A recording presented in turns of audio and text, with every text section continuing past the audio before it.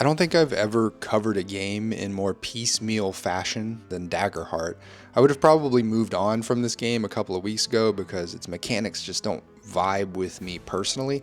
The generation of meta currency with every single roll of the dice, with exactly half of those points going to the player and half to the GM each time to spend against the player, is just one of several sticking points I have about the core mechanics. But I had to make a second video covering the setting framework because I got it wrong in the first video, and now I have to highlight some features about the game that I think are definitely worth mentioning from an RPG industry observer perspective, more than as a GM or player. If you're not read in already, Daggerheart is a high fantasy tabletop role-playing game by Darrington Press, the publishing arm of Critical Role, a multimedia company that is best known for its actual play series on Twitch and YouTube. They started by having voice actors play recorded sessions of brand name 5th edition Dungeons & Dragons, and over the years sort of outgrew that relationship with the game and its licensor, Hasbro.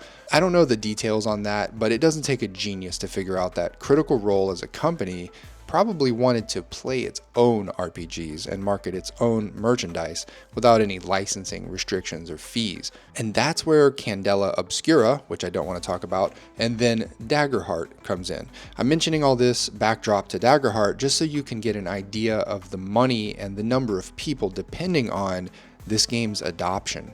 And that's the million-dollar question in RPGs. How do you get people to play and run your game and to make it a lasting part of their gaming life? It's an incredibly hard task because there is probably a compelling, legitimately awesome new RPG being published once per month right now, and that's being conservative. Well, here's how Darrington Press is trying to do it. Some of these tactics are practically industry standard, and some are pretty new and interesting. SRD and digital cards are free. Let's start with maybe the most striking and admirable move, which is to give away a system reference document. Basically, all the rules of the game are free. If you're one of those folks who doesn't really like the art style of the core rulebook, or if you don't need the art to play the game, then you don't need to pay a dime to read and print out and own this game's rules. But they took it a step further. They're giving away the digital print-at-home sheets for all the cards of the core game. This one surprised me, and I think it really shows that Darrington Press is serious about taking their best shot at widespread adoption of their game. Which is all to say, Daggerheart is free. Starter adventure. There's so much more free stuff, but the most notable among them, besides the core rules and the cards, is the 40-page starter adventure. Starter adventures are a big deal for GMs who are trying to adopt to a new system. They're really a sort of industry standard to include, and usually come in the form of an 8 to 15-page mini adventure stuck at the end of a core rulebook. In this case, it's a document that you download off their website for free and functions as a structured teaching tool with GM guidance that systematically introduces the mechanics through scripted scenarios. The 5-act structure of this quick start moves from simple skill checks to combat encounters, with each section designed to introduce discrete mechanical concepts in isolation. The 5 pre-generated characters cover standard fantasy archetypes with character sheets that demonstrate the card-based spell system and trait structure. And the inclusion of print-and-play standees and terrain is a bit of a flex. Smaller creators just don't have the operational budget to throw this kind of stuff into a free quick start. I think overall the adventure's 3 to 6 player requirement and estimated multi-session length makes this a substantial commitment rather than a quick system demonstration, but I get it. This maximal approach to a quick start probably has a wider appeal than anything minimal. Card Maker. The next couple of items I want to point out are pretty novel in the RPG space. The first of these is the online Card Maker, which at the time of recording is not quite yet released, but it purports to give you full access to the core 270 cards, and most importantly, gives you a suite of editing tools to freely edit each card or create your own from scratch while retaining the trade dress of Daggerheart's own cards. Again, I'm not a super fan of this RPG's mechanics, but this Card Maker is potentially pretty remarkable. I think the only other instance where I've seen such a powerful game adoption tool is the Mothership Companion app, a mobile app developed for the survival horror RPG Mothership by Tuesday Night Games. I know some folks will have the knee-jerk reaction of dismissing apps and electronic tools to play their RPGs, and that's fine. You can transcribe everything that's on these cards, onto your character sheet or a blank sheet of paper and keep your game card free. But for those of you who are interested in new ways of playing RPGs, custom-made cards on the fly is kind of groundbreaking. Mercer tutorials. I've been saying for years now to anyone who will listen that I think RPG publishers should be making tutorial videos for their games.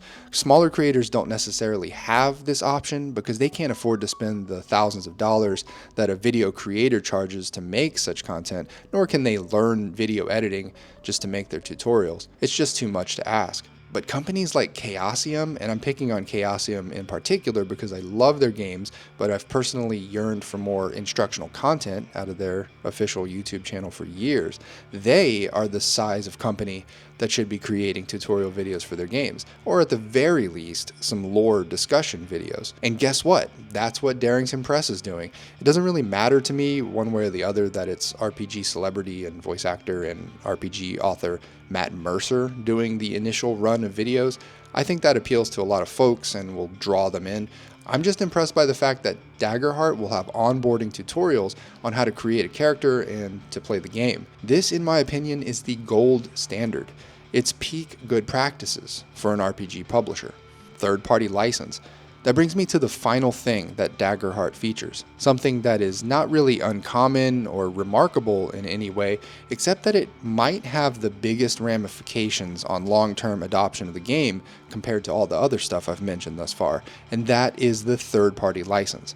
The license means that anyone can take materials from that system reference document that I mentioned earlier and create new content out of it. Then they can sell their material, citing some legalese and adhering to a few mild common sense copyright restrictions, of course. It's the same thing that Wizards of the Coast did with 5th edition, and which led to a supernova of third-party content, the creativity and scope of which is hard to describe. Having a third-party license doesn't automatically generate awesome third-party publications for a game, but if a game community can reach a critical mass of motivated creators, such as with the Mork Borg or Mothership communities, then you do end up with a little running ecosystem of continuous new and occasionally very high quality content completely independent from the original publisher. Only time will tell if Daggerheart will ever get to that critical mass. The extensive free content, robust digital tools, SRD, third-party license, and tutorial videos aren't just consumer-friendly practices.